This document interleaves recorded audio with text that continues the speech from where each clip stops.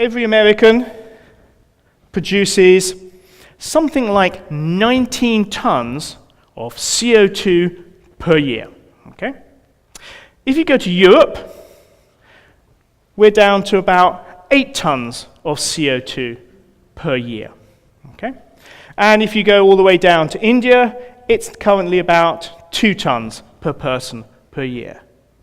So actually having an extra 100 people in China or in India is not the same as having an extra 100 people in America in terms of CO2. Now, the yellow bar is where we're going to get to in the next 14 years. And as you can see, America is going to drop quite dramatically, and Europe, with all their regulations, is only going to drop by about 1 ton. Japan stays the same, China accelerating, Brazil accelerating, and Russia accelerating as well. Where we need to get to, if we're going to equally share out the burden,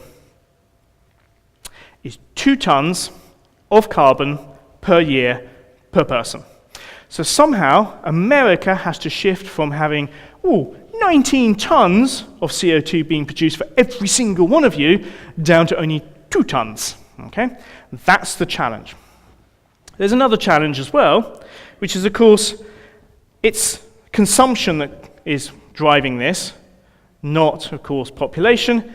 And the key thing is, we've done really well out of this. So if we have a look at the historic emissions, so I'll sum this up slightly easier now.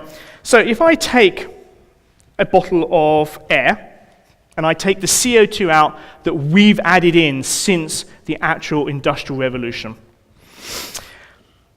1 in 3 carbon dioxide comes from the USA, 1 in 3 comes from Europe, and the rest comes from the rest of the world.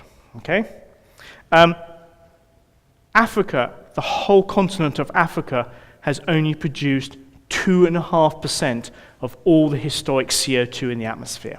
Okay? So we have a historic legacy that we might have to deal with. So, population, climate change, how are we going to feed these 10 billion people? Are we going to have mass starvation? Key to this is actually food prices.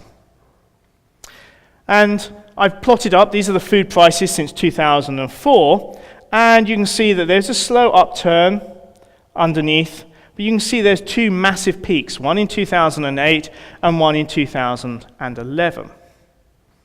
Was this because of natural disasters? Was this because there was huge sort of grain wiped out? No. In 2008, when the markets crashed, people put their money into the safest thing, food, because everybody needs food. So food speculation became rampant and actually increased the basic price of food by 60%. In 2011, it happened again and increased it by 40%. And you can see modeling on the right-hand side shows even if you have major droughts, actually it's the food speculation around the world that causes the problem.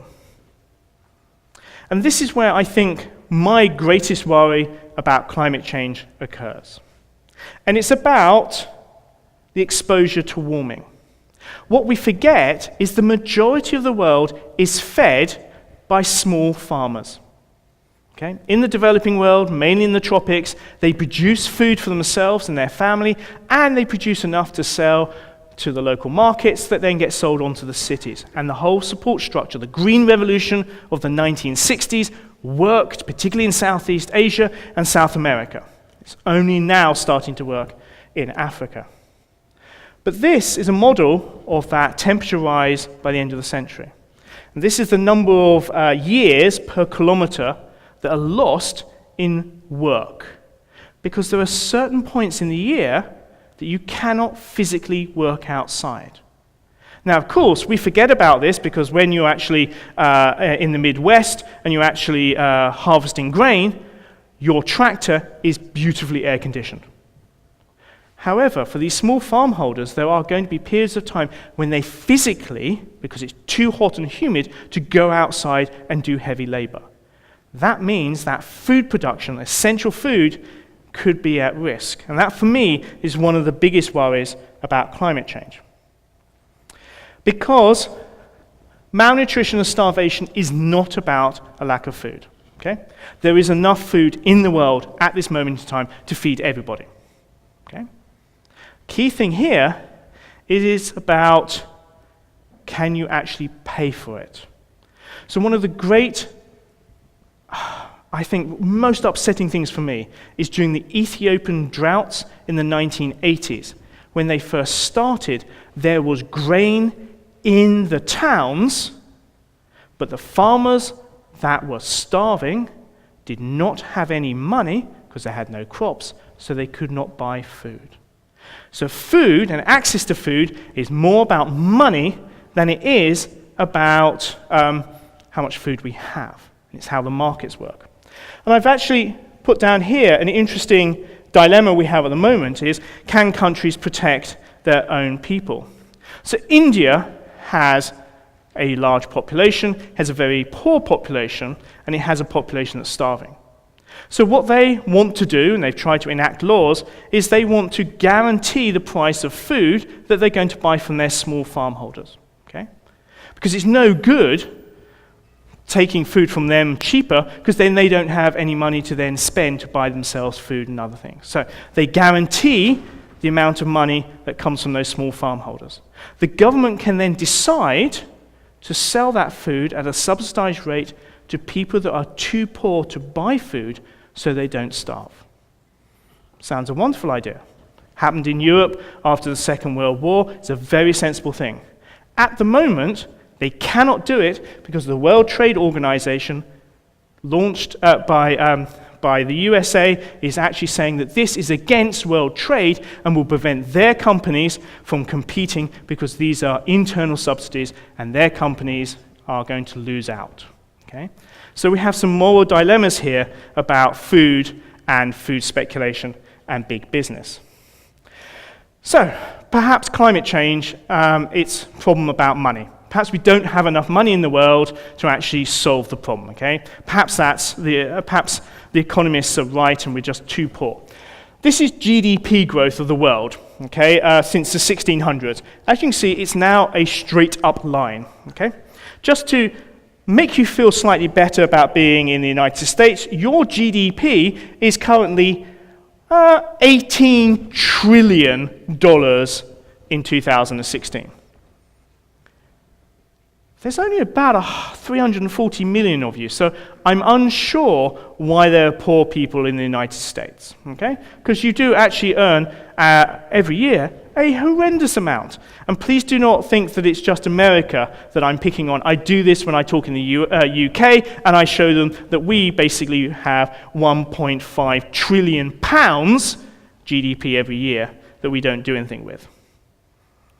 So, I'm a geographer, so I have to do a map, and this is a map of, this is of course population, so this is where all the people are, that's where the money is, that's the people, money, I'm going forever now. So where people are and where money are completely different, okay? Now the interesting thing is that the richest 1% of adults in the world in 2014 owned 48% of everything in the world. In 2015, that had grown to 50%. So 1% of all the adults in the world own 50% of the wealth of the world. Okay? Let's look at billionaires. Okay?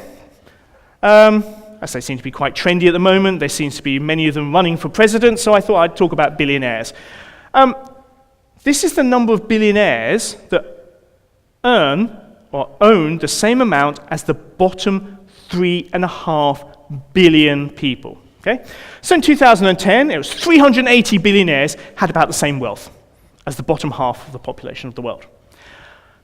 By 2015, 62 people, the same number of people in this auditorium, owned the same as 3.5 billion people. So perhaps distribution of money is a slight issue.